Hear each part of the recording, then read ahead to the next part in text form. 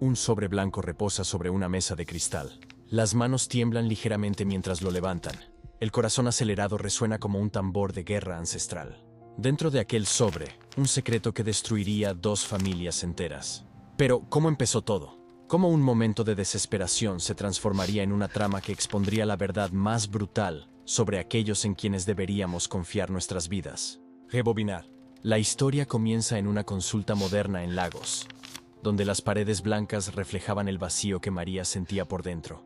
Tenía 33 años. Su sedoso cabello negro caía sobre sus hombros. Sus ojos, esos ojos que siempre brillaban con esperanza, estaban ahora enrojecidos, hinchados por lágrimas que ya no podían ser contenidas. El médico, con su expresión cuidadosa y profesional, pronunciaba las palabras que destruirían su mundo de forma irreversible. Infertilidad secundaria. Los óvulos están dañados. La probabilidad de un embarazo natural es prácticamente cero. Prácticamente cero.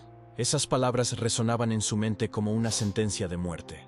No una muerte del cuerpo, sino algo peor, la muerte del propósito. En la cultura de su pueblo, una mujer sin hijos era como un árbol sin frutos. Era considerada incompleta, rota. María conocía ese peso desde la infancia, escuchando las historias susurradas por las tías, las bromas veladas en las reuniones familiares, la mirada de piedad que las mujeres mayores lanzaban a aquellas que no podían dar vida. Y ahora era ella. Ahora era su propia historia de vergüenza. Salió de aquella consulta como una mujer transformada. No para bien. Sus pasos eran más lentos, como si una cadena invisible la arrastrara hacia abajo. Su marido, David, la esperaba en el coche aparcado fuera. Él vio su rostro antes de que ella siquiera dijera nada. Sus ojos se cerraron por un momento, solo un momento. Pero en ese instante, María vio el futuro que ambos temían desplegarse ante ellos. Esa noche se acostó en la cama y no durmió. Solo miraba al techo, imaginando los hijos que nunca tendría. Los niños con los que no jugaría. Las hijas cuyos cabellos no peinaría la mañana de sus bodas.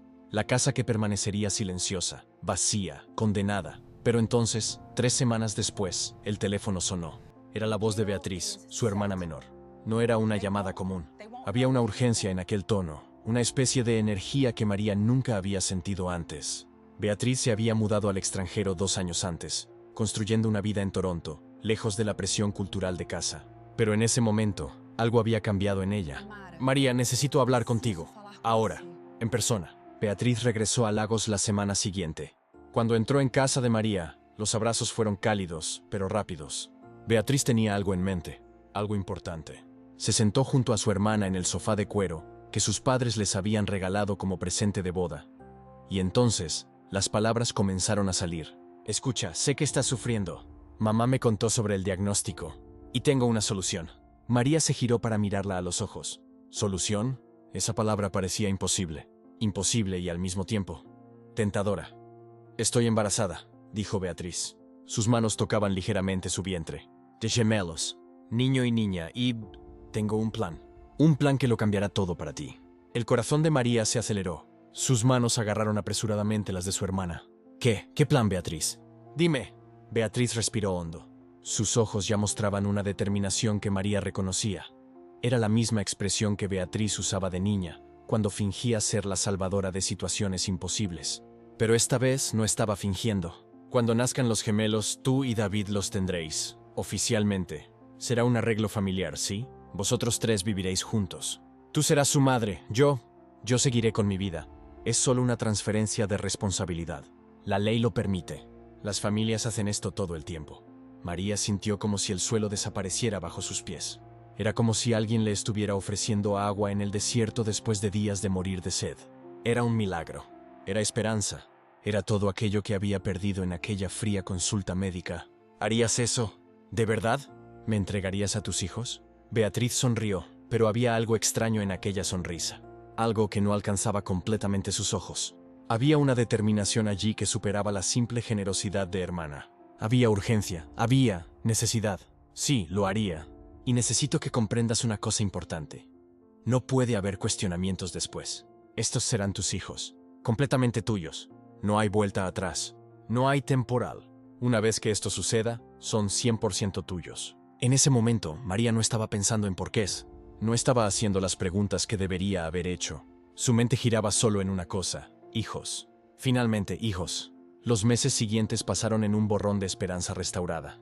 María compró ropa pequeña. Preparó 2 cunas con colchones suaves y móviles que bailaban al menor toque de aire. Hablaba con su vientre, el vientre de su hermana, como si fuera el suyo propio. Beatriz viajaba a casa de vez en cuando, y en esas ocasiones la hermana iba a consultas médicas. Todo parecía normal, todo parecía correcto. Pero había momentos en que María sorprendía a Beatriz mirándola de forma extraña, como si estuviera calculando algo, como si hubiera un juego en marcha, y María fuera la última en descubrir las reglas. Entonces llegó el gran día. María está en el hospital. Las contracciones de Beatriz comienzan en mitad de la noche. Madre y hermana corren por los pasillos de maternidad. Y en las horas siguientes, 2 pequeños seres lloran por primera vez en este mundo. Un niño, una niña, perfectos, íntegros, vivos. María toma a su hijo, porque ahora era suyo, ¿verdad? Y siente como si su corazón se le saliera del pecho. Ese amor es tan intenso, tan primitivo, tan devastador que no puede respirar adecuadamente.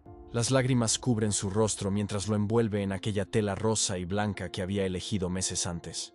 Bienvenido, susurra ella. Bienvenido a casa, mi amor. Eres mío ahora. Siempre serás mío.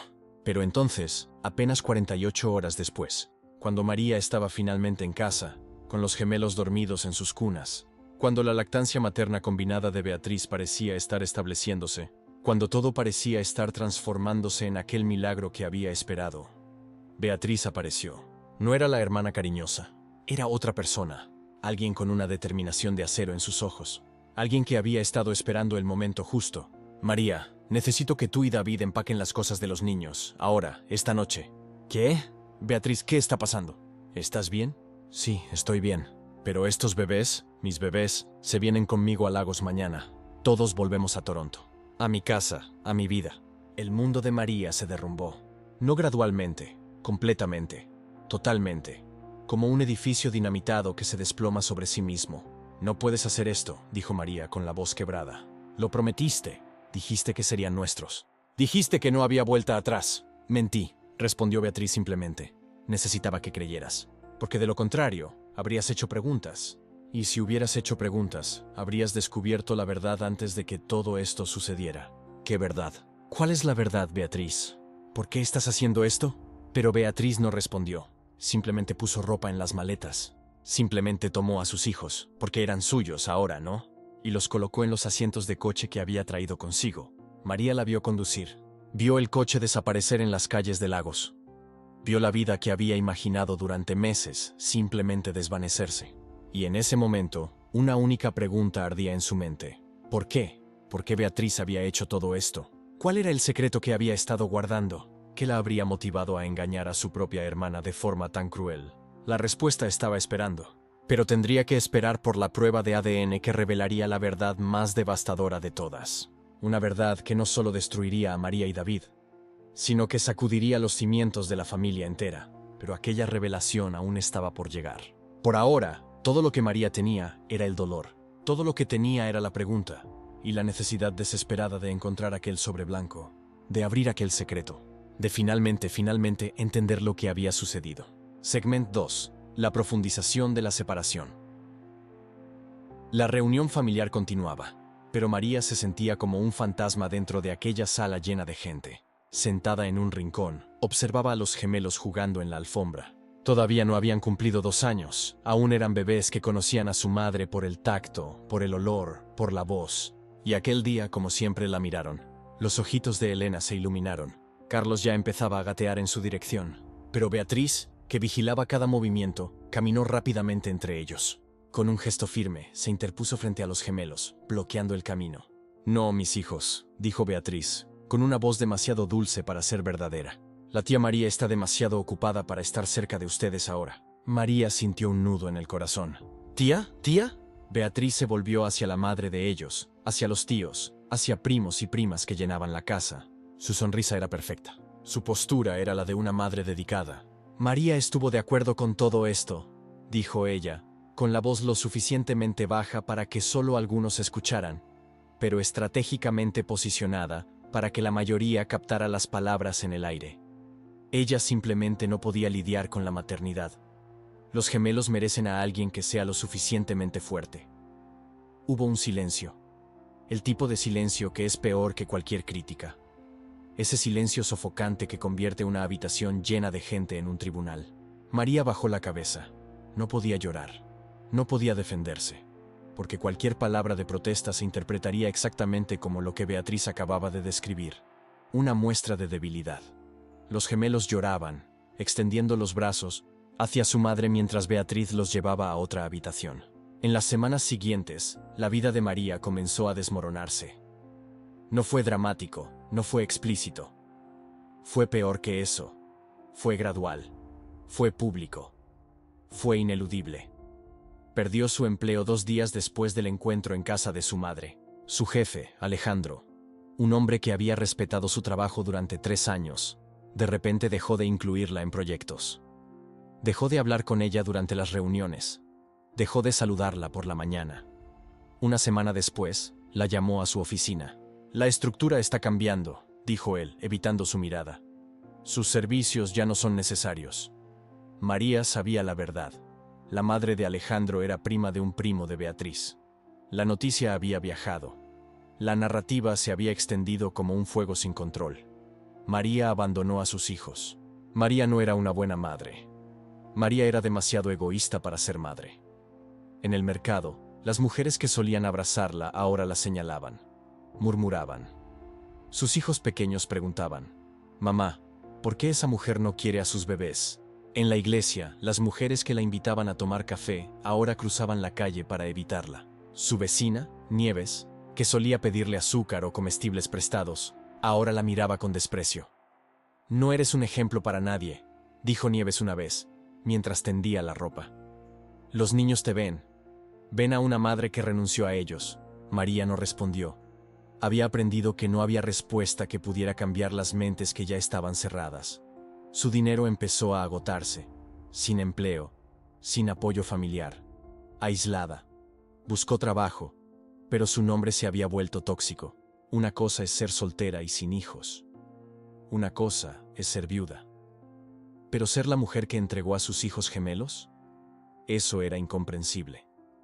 Eso era una mancha moral que nadie quería cerca de sí. María redujo gastos.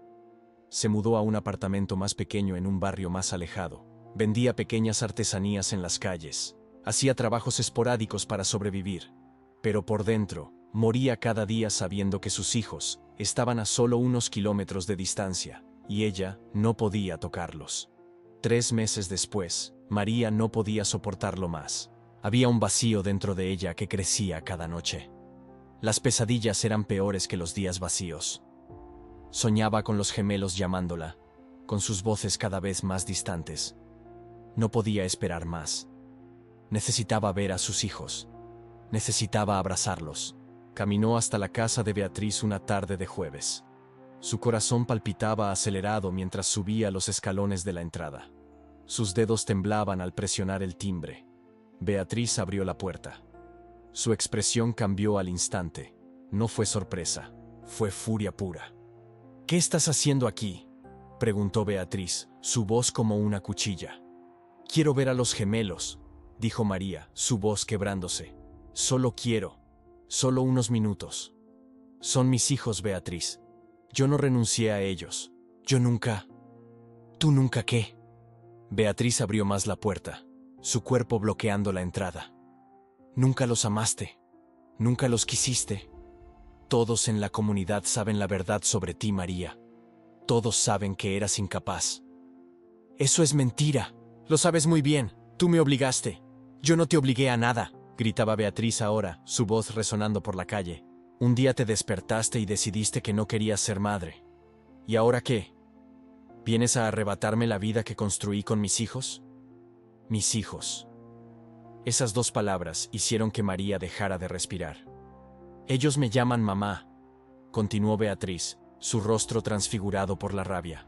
«Ellos duermen conmigo, se despiertan conmigo, me buscan cuando tienen miedo. ¿Tú piensas que puedes volver ahora y reclamar lo que abandonaste? Beatriz, por favor». «Eres egoísta», dijo Beatriz con voz más baja, más venenosa. «Una madre fracasada, una mujer débil. Toda esta gente lo sabe. Nadie te va a defender. Nadie. Podrías desaparecer y ni siquiera te echarían de menos. La puerta se cerró. No de golpe. Se cerró lentamente, con deliberación, mientras Beatriz miraba a María a los ojos, un gesto mucho más cruel que cualquier bofetada. María se desplomó en los escalones. Se sentó en el suelo de la calle, el cuerpo temblándole sin control. 2 días después, mientras María trabajaba peinando cabellos en casa de una clienta, un niño le entregó una nota en la mano. Era una nota pequeña, escrita a mano, doblada con prisa. María, necesito hablar contigo, sobre los gemelos. Encuéntrame en el café cerca de la estación de autobuses, mañana por la noche. Ven sola. Javier. Javier, el marido de Beatriz, el hombre que había firmado los papeles legales, el hombre que, técnicamente, tenía tanta responsabilidad por los gemelos como la propia Beatriz. María no había dormido cuando llegó el amanecer siguiente. Aquella noche, se sentó en el café, esperando. El lugar era discreto, poco concurrido, perfecto para una conversación que nadie debería escuchar. Javier llegó 15 minutos después. No era el hombre que ella conocía. Parecía abatido, consumido. Sus ojos estaban enrojecidos por la falta de sueño. Se sentó junto a ella, pero no la miró a los ojos. «Necesitas saber algo», dijo Javier en voz muy baja, casi un susurro. María esperó. «Beatriz», comenzó él, se detuvo. Miró a su alrededor para asegurarse de que nadie los escuchara. Beatriz siempre quiso tener hijos, desde que la conozco. Era su sueño, su única obsesión.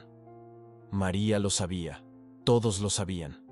Cuando ella descubre que no puede tener hijos, continuó Javier, cuando los médicos dijeron que su fertilidad estaba comprometida, que era casi imposible.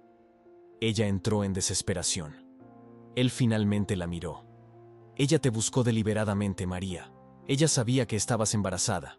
Ella sabía que eras joven, vulnerable. Y ella te manipuló. Desde el principio, todo fue planeado. Las palabras cayeron como piedras en un pozo profundo. ¿Quieres decir que ella...? María no podía completar la frase. Ella mintió a toda la familia, dijo Javier. Fingió estar embarazada, planeó todo meticulosamente. Los exámenes falsificados, los registros. Todo fue para asumir a tus hijos y hacer que la comunidad creyera que eran suyos. María sentía que la habitación giraba. Pero hay más, dijo Javier, y algo en su voz cambió. Había miedo ahora, miedo genuino. Hay algo que necesitas saber sobre los gemelos, algo que Beatriz está manteniendo en secreto, algo que... Se detuvo abruptamente. Sus ojos se dilataron. Se levantó, el cuerpo todo tenso. No puedo más, susurró. Ya he hablado demasiado. Si ella descubre que fui yo, si ella sabe que te lo conté a ti. Javier, espera, necesitas contármelo. ¿Qué pasa con las gemelas? ¿Qué esconde Beatriz? Pero Javier ya se estaba alejando, caminando rápidamente hacia la puerta de la cafetería. Necesitas recuperar a las gemelas, dijo él, mirando hacia atrás una última vez. Cueste lo que cueste. Encuentra la verdad. Haz la prueba. Después lo sabrás todo. Y desapareció en la noche. María se quedó sola, con más preguntas que respuestas. Pero por primera vez en meses, sintió algo diferente a la desesperación. Sintió esperanza. Y también sintió miedo. Porque Javier tenía miedo. Y su miedo era contagioso. Había un secreto más grande guardado dentro de esta familia. Un secreto que la gente temía revelar. Un secreto que podría destruirlos a todos. Y las gemelas estaban en el corazón de este misterio. A la mañana siguiente, María se despertó con una determinación que no sentía desde hacía años. Las palabras de Javier resonaban en su mente, pero no podía simplemente creer sin pruebas. La clínica de fertilidad donde Beatriz supuestamente hizo tratamiento durante todos estos años era la clínica Adekunle, la más renombrada de Lagos. Si había alguna verdad en esta historia, las respuestas estarían allí. Condujo hasta la consulta en el barrio de Ikoyi, con el corazón acelerado. Cuando entró, el aire acondicionado helado contrastaba con el calor que sentía por dentro. La recepcionista levantó la vista cuando María se acercó. Hola, mi nombre es María Okongwu. Mi hermana Beatriz Okongwu fue paciente aquí durante varios años. Necesito información sobre sus registros de tratamiento. La recepcionista parpadeó. Lo siento, pero eso es confidencial. Tendría que volver con su hermana. María respiró hondo. Sabía que esto no sería fácil. Entonces, ofreció una mentira pequeña, pero necesaria. Está muy enferma en el hospital. Los médicos necesitan saber todo el historial de tratamientos de fertilidad antes de proceder con la cirugía. Es una cuestión de salud. La recepcionista dudó. María veía el conflicto en los ojos de la mujer. Compasión versus protocolo. Después de unos minutos, se levantó. Permítame consultar al gerente. 20 minutos después, María estaba sentada en la oficina del doctor Adekunle, el propio fundador de la clínica. Era un hombre mayor, amable, con gafas redondas y modales profesionales. Hojeó un archivo mientras María esperaba, con el corazón latiéndole con fuerza. El doctor Adekunle miró por encima de sus gafas. Su hermana, Beatriz Okonkwo, fue diagnosticada con infertilidad primaria incurable hace casi 5 años. La causa fue el bloqueo bilateral de las trompas, lo que resultó en esterilidad permanente. No hay registros de ningún tratamiento exitoso aquí. De hecho, no hay registros de ningún intento de tratamiento después del diagnóstico inicial. El mundo de María se detuvo por un momento. 5 años. Javier estaba diciendo la verdad. Beatriz mintió sobre todo. ¿Estás seguro?, preguntó María, con la voz temblorosa. Absolutamente seguro. Tengo estos registros desde 2019. A Beatriz se le informó que el embarazo natural sería imposible. Ella aceptó la noticia y no regresó después de esa consulta. María salió de la clínica en trance. Las calles de Lagos pasaban ante ella como un borrón. Javier tenía razón. Pero si Beatriz no podía tener hijos, ¿cómo consiguió a las gemelas? ¿Y por qué montaría una farsa así? Cuando llegó a casa, María llamó a su tío mayor, Alberto, quien era una autoridad en la familia. Lo encontró en su taller de muebles, trabajando en una pieza de madera tallada. Tío, necesito hablar contigo sobre algo importante. Es sobre Beatriz y las niñas. He descubierto que... Alberto levantó la mano antes de que ella terminara de hablar. Su rostro se endureció. María, no quiero oír nada de eso. Lo que estás haciendo es peligroso. ¿Quieres destruir a esta familia? Pero tío, Beatriz mintió sobre las niñas. Ella no puede tener hijos biológicos. Tengo pruebas. No me importan las pruebas. Su voz resonó por el estudio. Esas gemelas son hijas de Beatriz. Están viviendo una vida feliz. Si planteas estas preguntas, ¿qué ganas? Solo ganas lágrimas y vergüenza. Déjalo en paz. Le dio la espalda, volviendo a su trabajo. María sintió la rabia y la impotencia arder en su pecho. ¿El silencio era más importante que la verdad? ¿La paz era más valiosa que la honestidad? Salió de allí con más preguntas que respuestas. Pero había una persona en la familia que siempre la había escuchado. Su abuela política, la tía Socorro. Una mujer de 83 años que había vivido lo suficiente como para ver a través de las fachadas y las mentiras. María la encontró en el patio trasero de la casa familiar, cuidando sus flores. La tía Socorro tenía las manos arrugadas y manchadas de tierra, pero sus ojos aún brillaban con sabiduría. «Querida María, pareces preocupada», dijo la tía Socorro observándola. «Tía, ¿puedo hablar contigo en privado? Es sobre Beatriz». La tía Socorro dejó su pala a un lado y llevó a María a un banco en el fondo del patio, lejos de oídos indiscretos. «¿Qué sabes?», preguntó la tía Socorro simplemente. María contó todo: el encuentro con Javier, la clínica, el diagnóstico de infertilidad, el doctor Adekunle confirmando que Beatriz era estéril. La tía Socorro escuchó en silencio, sus ojos nunca apartándose del rostro de María. Cuando María terminó, la tía Socorro suspiró profundamente. «Eres inteligente, niña. Muy inteligente. Y elegiste el momento adecuado para preguntar». «¿Ya lo sabías?», preguntó María. «Lo sospechaba.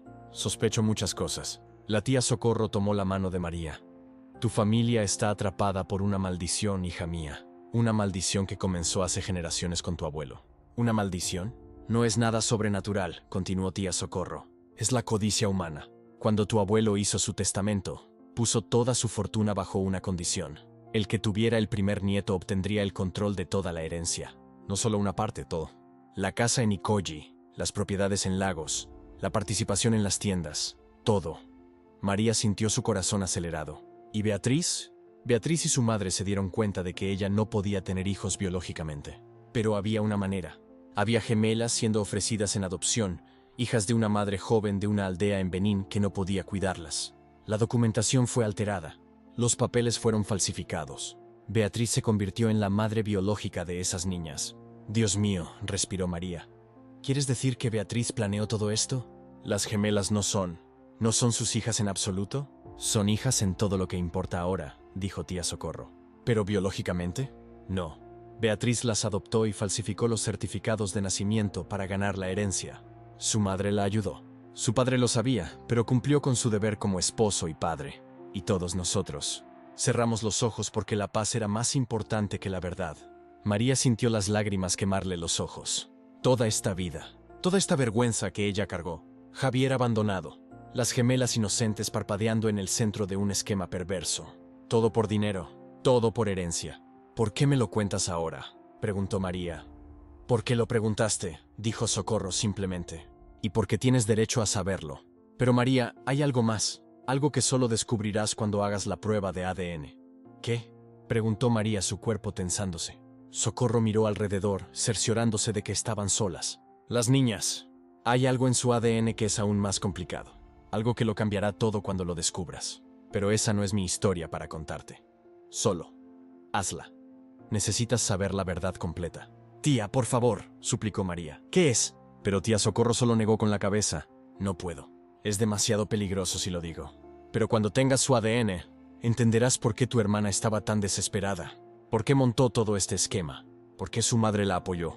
Por qué tu tío quiere que te quedes callada. Todo tendrá sentido. María se sentó allí. Su cuerpo temblaba. Había descubierto un secreto impactante, pero aparentemente había secretos aún más oscuros. ¿Cómo me hago la prueba de ADN?, preguntó ella. Hay clínicas privadas. Puedes hacerlo sin su consentimiento, pero costará dinero. Quizás unos pocos miles de nairas. Y será rápido, de 3 a 5 días para los resultados. María respiró hondo. Su trabajo como maestra no pagaba mucho, pero ella había ahorrado. Y esto era demasiado importante. Lo haré, dijo ella. No importa lo que cueste. Necesito saber la verdad completa. Tía Socorro le apretó la mano. Eres valiente, María. Tu marido debería haber luchado más por ti. Pero tú, al menos, estás luchando por ti misma ahora. Haz la prueba. Y cuando tengas los resultados, vuelve a mí. No vayas con tu madre. No vayas con Beatriz. Vuelve a mí primero. Caminando a casa esa noche, María sintió el peso del conocimiento sobre sus hombros. La herencia, la mentira, los papeles falsificados. Todo era tan deliberado, tan planeado. Toda su vida había sido una obra de teatro, y ella había sido solo una actriz que cumplía su papel. Pero ahora las cosas habían cambiado. Ahora ella estaba investigando. Ahora buscaría respuestas. Y cualquier secreto que tía Socorro estuviera guardando sobre el ADN de las gemelas, ella lo descubriría. Cueste lo que cueste. La verdad no podría permanecer enterrada para siempre. María sacó su teléfono y comenzó a buscar laboratorios de ADN en Lagos. Había una clínica privada que hacía pruebas en 24 horas por un precio premium. Ella comenzó a calcular su salario, sus ahorros, lo que podía pedir prestado.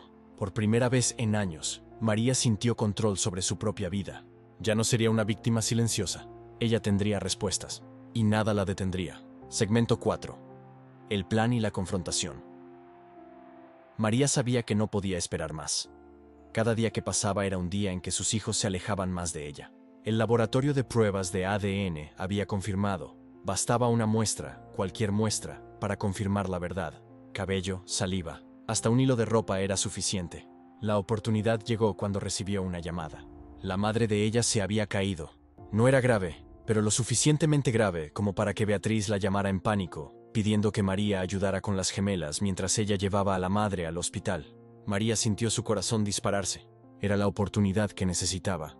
Ella condujo hasta la casa de Beatriz con las manos temblándole en el volante. Cada semáforo en rojo era una eternidad.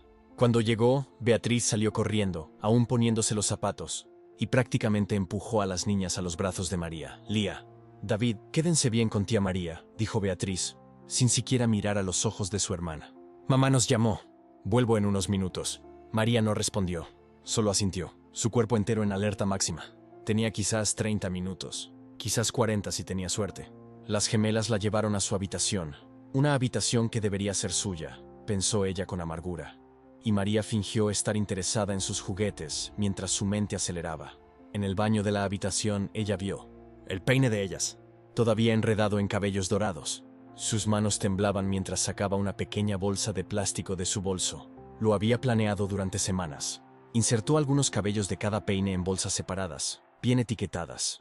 Leía, Lía, David, David. Su propio cabello ya estaba en una bolsa en casa. cabellos recogidos directamente de su cuero cabelludo, sin contaminación, prueba de su maternidad biológica. «Tía, ¿vienes?», gritó Lía desde la sala. «Ya voy», respondió María, su voz sorprendentemente firme a pesar de su corazón acelerado. Guardó las bolsas cuidadosamente en el bolso, las selló con cinta y salió del baño. Durante los siguientes 45 minutos, María se sentó con sus hijos mientras jugaban. Los observó. Sus ojos, su risa, la forma en que David tenía una pequeña marca en la oreja, exactamente como ella, como había visto en fotos de cuando tenía 5 años. Era obvio, tan obvio.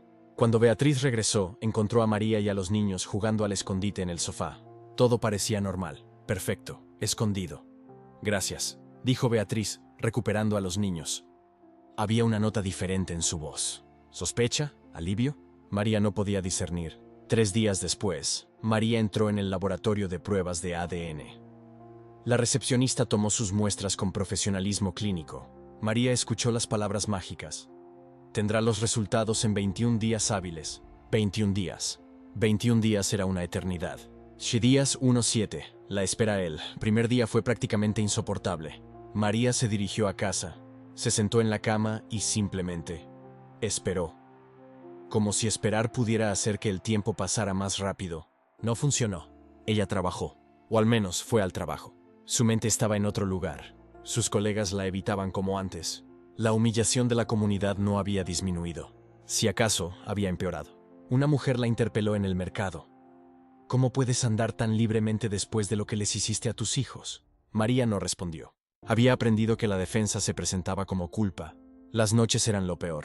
Se acostaba en la cama, mirando al techo, imaginando los resultados. ¿Qué mostraría?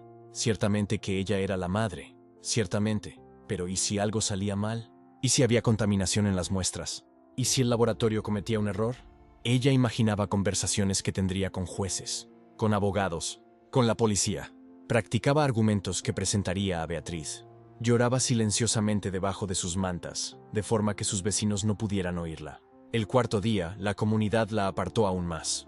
Una reunión de mujeres se llevaba a cabo en la casa de al lado.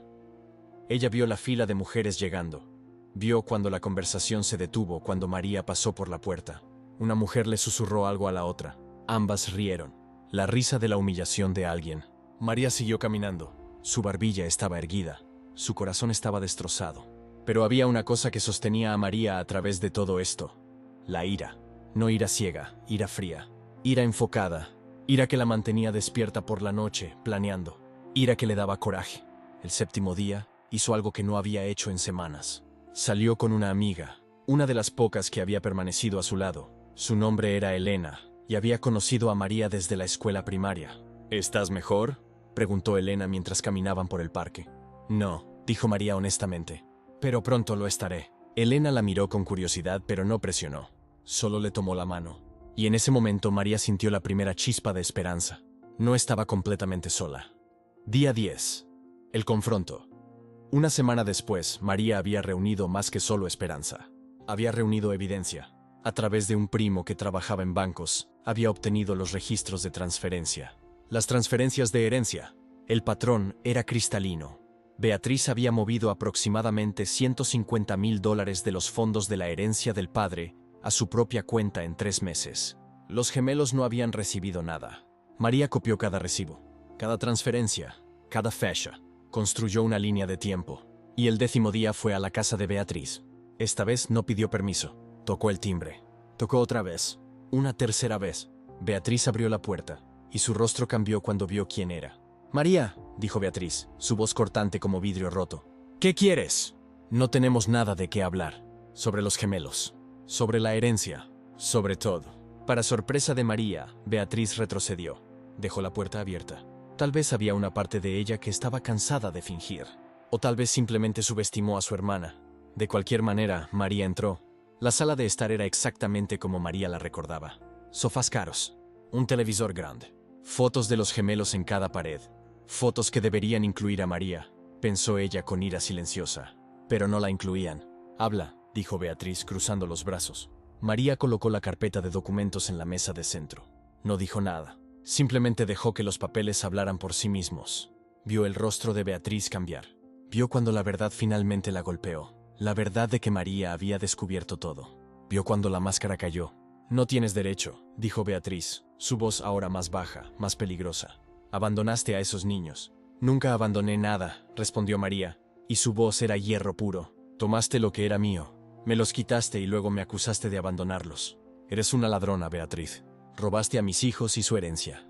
Estás sola al decir eso, replicó Beatriz, levantándose abruptamente. Para toda la comunidad, eres la mujer que entregó a sus hijos a su hermana y desapareció. Eres la mujer cuya hija tuvo que contar en la escuela que su madre la abandonó. Eres la mujer en la que nadie confía. Las palabras eran veneno.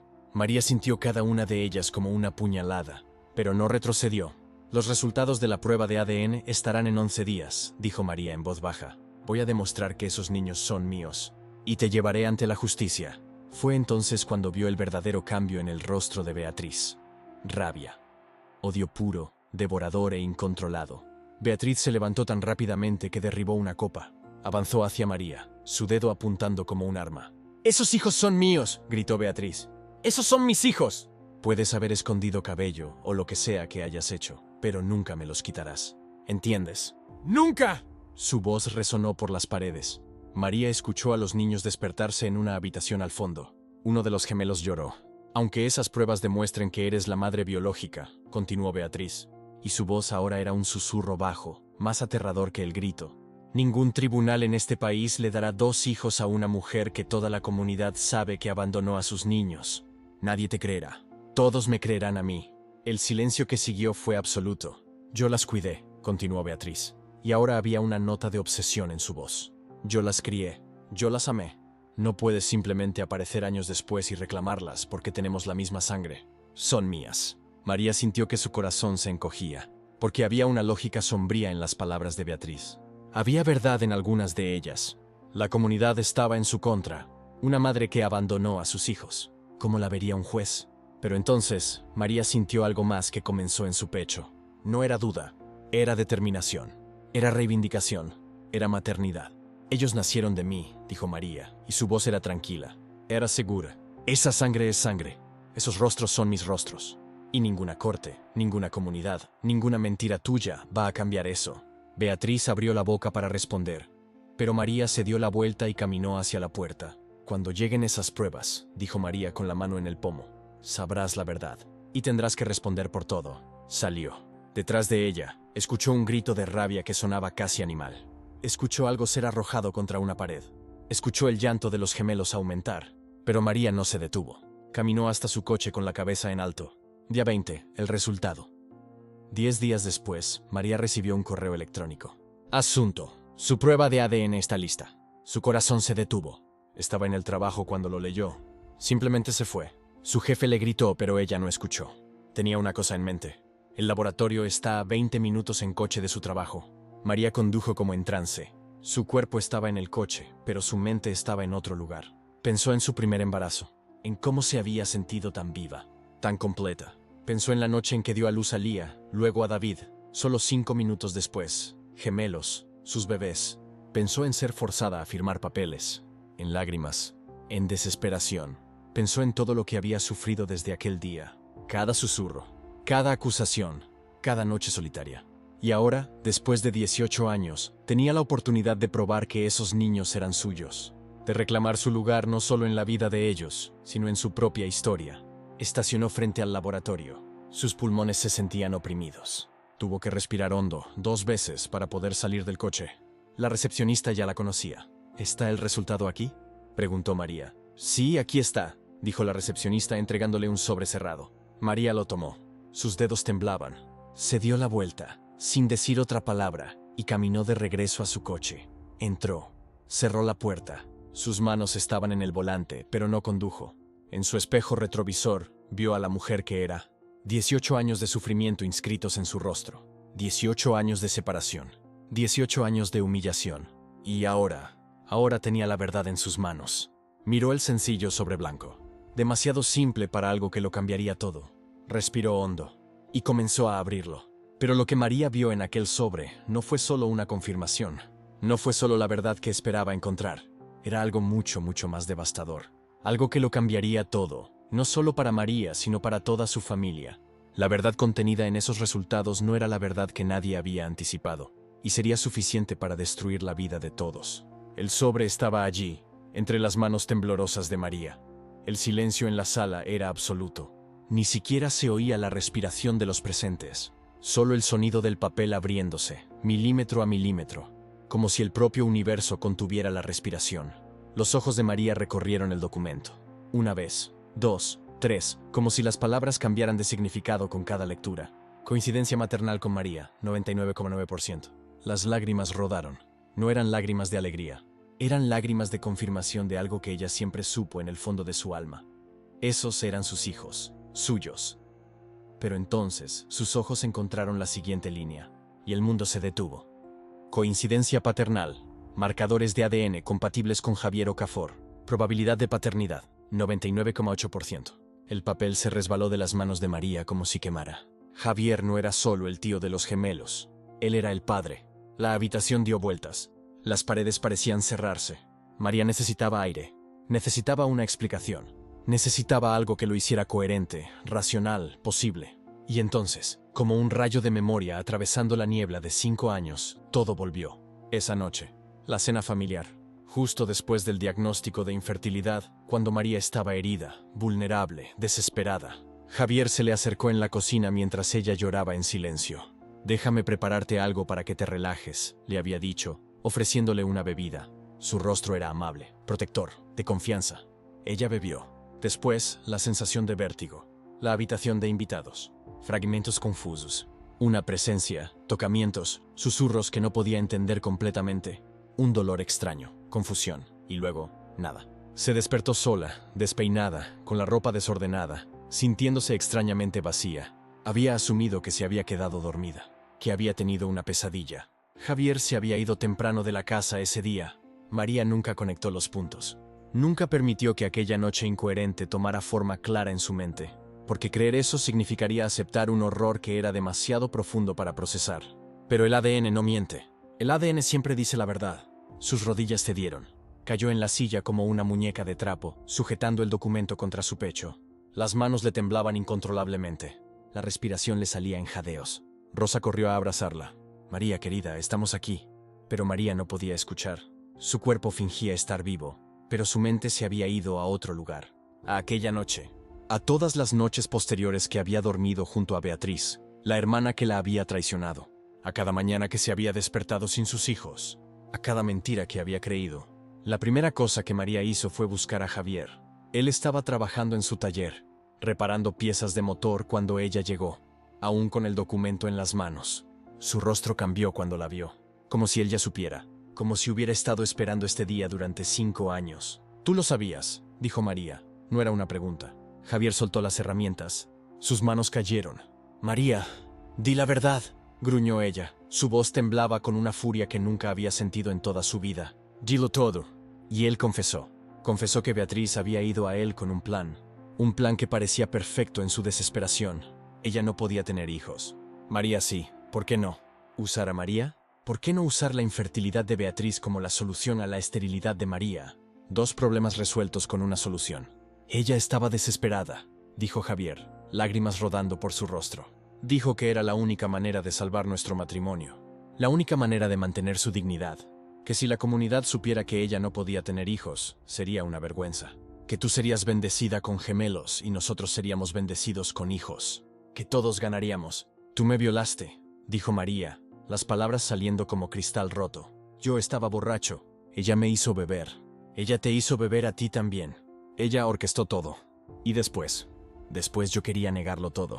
Fingir que nunca había sucedido. Ella dijo que nunca lo contaría. Que nadie necesitaría saberlo.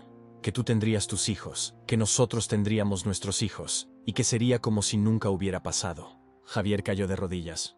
Pero cuando te quedaste embarazada, ella tuvo miedo. Se dio cuenta de que eras demasiado fuerte. Que nunca renunciarías a tus hijos voluntariamente. Entonces inventó la mentira de su infertilidad. La historia de que tú habías pedido darle los bebés a ella. Ella falsificó documentos. Ella manipuló todo. Las piezas finalmente encajaron. Beatriz no solo había hecho que María entregara a sus hijos, se había asegurado de que María los entregara por razones fabricadas. Había construido una narrativa que convertía a María en la villana, la mujer infructuosa que pidió ayuda de forma egoísta. Había transformado el crimen en caridad, La violación en una solución familiar benigna. Había construido una prisión psicológica tan perfecta que María había pasado 5 años creyendo que había hecho lo correcto. La furia que explotó dentro de María no era como las lágrimas, no era como la confusión o la desesperación. Era algo mucho más frío, mucho más afilado. Era el fuego de la verdad chocando con 5 años de oscuridad. Era la determinación de una mujer que no tenía absolutamente nada que perder. Ella salió del taller de Javier sin decir nada más.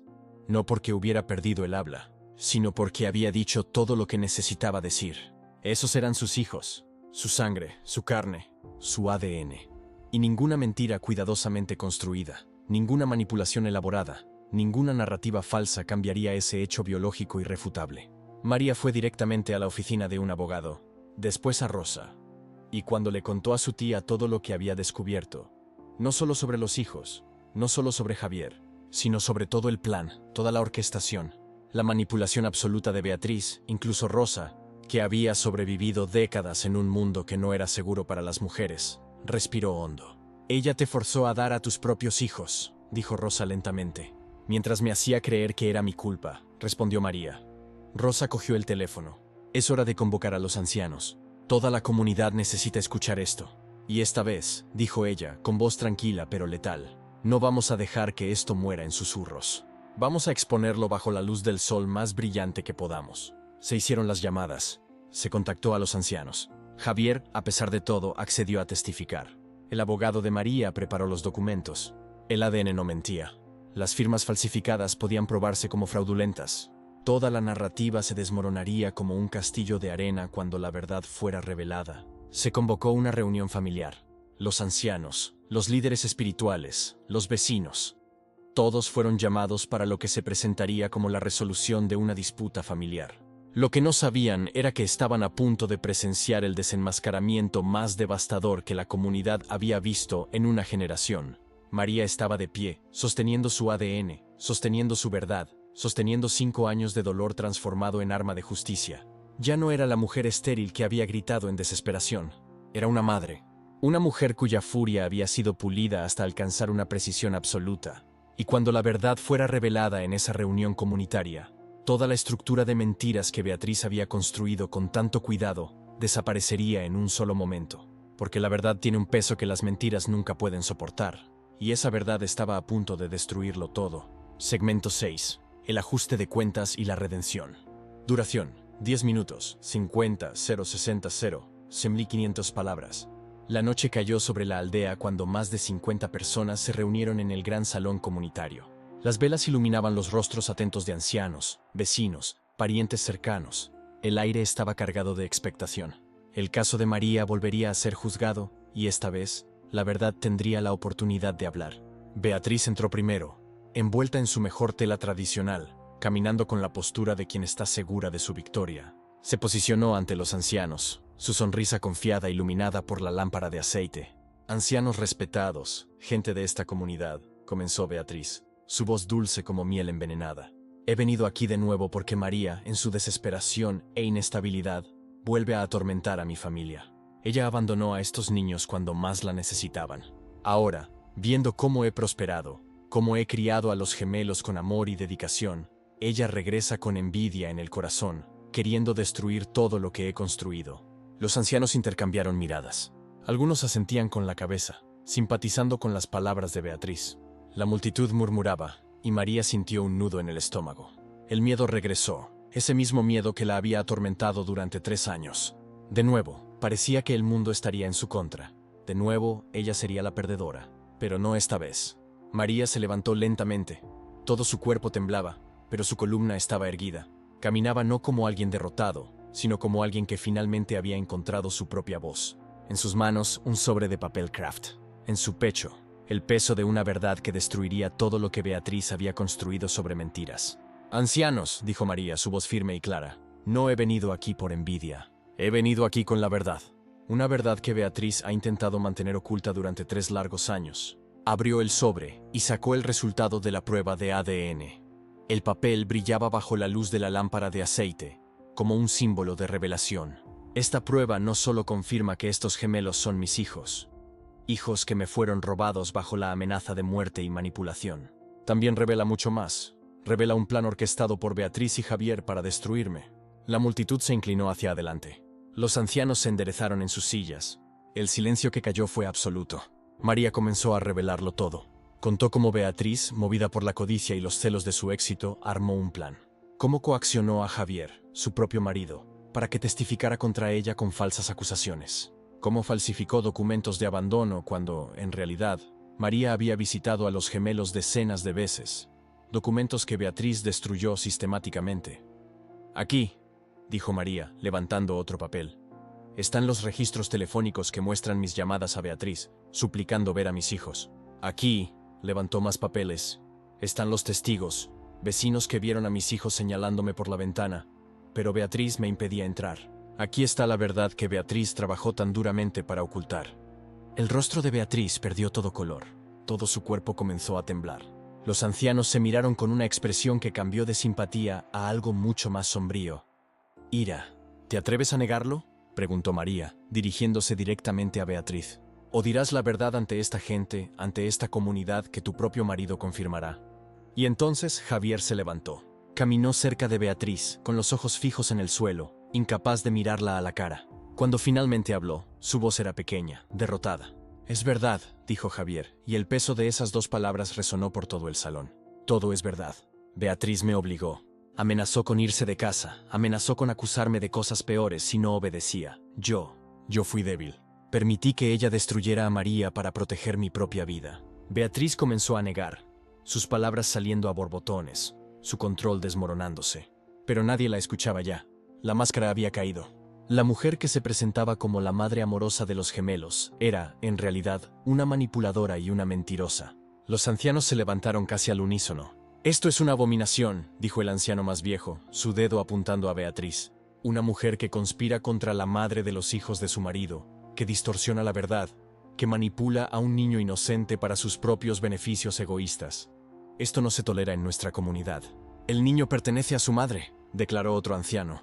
«Ninguna ley, ninguna mentira puede romper el vínculo sagrado entre una madre y su hijo. Estos niños serán transferidos a María hoy mismo. Y Beatriz», el anciano señaló con autoridad, «usted enfrentará las consecuencias de sus acciones ante la ley». La comunidad entera comenzó a moverse. Los susurros se convirtieron en conversaciones, las conversaciones en aclamaciones. Cuando los ancianos finalmente pronunciaron su decisión, la reacción fue como un terremoto. Todos los ojos se apartaron de María como de alguien que había sido condenada, y se volvieron hacia ella como de alguien que había sido vindicada. Los gemelos dormían cuando María entró en la habitación donde habían pasado los últimos 3 años. Ella miró sus pequeños rostros, sus bocas ligeramente abiertas, sus cuerpecitos cubiertos por mantas que Beatriz había tejido. Incluso esos objetos parecían miniaturas de traición ahora. Pero cuando ella suavemente los tomó en sus brazos, cuando los llevó al aire frío de la noche, sus ojos se abrieron lentamente. «Mamá», murmuró Elena, su labio tembloroso mientras reconocía el rostro que había esperado ver durante 3 años. «¡Mamá!», gritó Carlos, su cuerpecito agitándose para acercarse más. «¡Mamá volvió! ¡Mamá volvió!». María ya no pudo contener las lágrimas. Todo su cuerpo se sacudía mientras abrazaba a sus hijos contra su corazón. Ese mismo corazón que había sido roto 3 años atrás. Ella susurraba su nombre repetidamente, como una oración, como una cura, como la cosa más sagrada que había dicho en toda su vida. «Sí, mi amor, mamá está aquí. Mamá nunca los dejará de nuevo. Nunca más». Los meses que siguieron fueron un borrón de procesos legales y vindicación. La custodia fue formalmente concedida a María. Beatriz enfrentó acusaciones de fraude, falsificación de documentos y conspiración. La dote que Javier había dado, el legado que él pretendía dejar a los gemelos, todo fue restaurado y colocado en una cuenta especial a nombre de Elena y Carlos, asegurando su futuro. Javier se disculpó con María personalmente. Una conversación que fue dolorosa, pero necesaria. Él se alejó de Beatriz, comenzando su propio viaje de redención. La comunidad lo vio diferente ahora. No como un villano, sino como un hombre que había sido manipulado y finalmente encontró el coraje de decir la verdad. 3 meses después de esa noche memorable, María caminaba por la aldea llevando a sus hijos de la mano. La casa de sus padres era tal como ella la recordaba, pero ahora rebosaba de risas infantiles. Las tías venían a visitarla. Los vecinos traían regalos. La comunidad que una vez la había condenado, ahora la aclamaba. Tía Socorro encontró a María en su pequeño jardín, donde ella estaba plantando flores con los gemelos. «¿Sabes?», dijo Socorro, sentándose en el suelo junto a su sobrina. «Siempre supe que la verdad encontraría su camino hacia la luz. Pero María, el coraje que tuviste para mantenerte en pie cuando el mundo intentaba derribarte. Eso es algo que pocas mujeres poseen». María sonrió, sus manos sucias de tierra, su rostro resplandeciente de paz. «No era coraje al principio», confesó María. «Era desesperación. Era la negativa a aceptar que había perdido a mis hijos por una mentira. Pero tenías razón en una cosa, la verdad siempre vence, no importa cuánto tiempo tarde». Y mientras el sol nacía sobre la aldea al día siguiente, pintando el cielo con colores de oro y rosa, María caminaba con sus hijos de la mano hacia la casa de sus padres. Elena señalaba al pájaro en el cielo. Carlos tarareaba una canción que su madre les había enseñado. Y María, la mujer que había sido forzada a renunciar a sus hijos, que había soportado 3 años de vergüenza y desesperación, que se había negado a aceptar que su historia terminaría en derrota. Ella finalmente estaba yendo a casa. La verdad no solo la había liberado, la verdad la había restaurado. Mensaje final. Voz del narrador. En muchos casos, se nos hace creer que la verdad emerge rápido, que la justicia llega fácilmente. Pero la historia de María nos enseña algo diferente. A veces la verdad tarda años en salir. A veces debes ser lo suficientemente fuerte para esperarla, para luchar por ella y finalmente para reivindicarla con tu propia mano. No fue solo una prueba de ADN lo que reveló la verdad. Fue el coraje de una madre que se negó a creer que había perdido a sus hijos para siempre.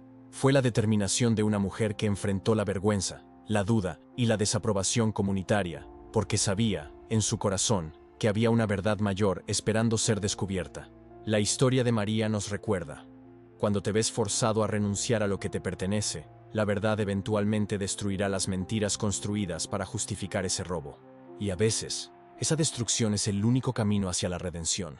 Si esta historia tocó tu corazón, si conoces a alguien que necesita recordar que la verdad siempre prevalece, compártela. Suscríbete a nuestro canal para más historias de resiliencia, de redención y de mujeres ordinarias que descubren una fuerza extraordinaria cuando todo está en su contra.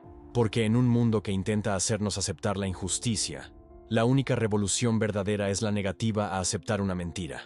La verdad siempre regresa. Y cuando regresa, destruye todo lo que estaba en pie sobre la falsedad.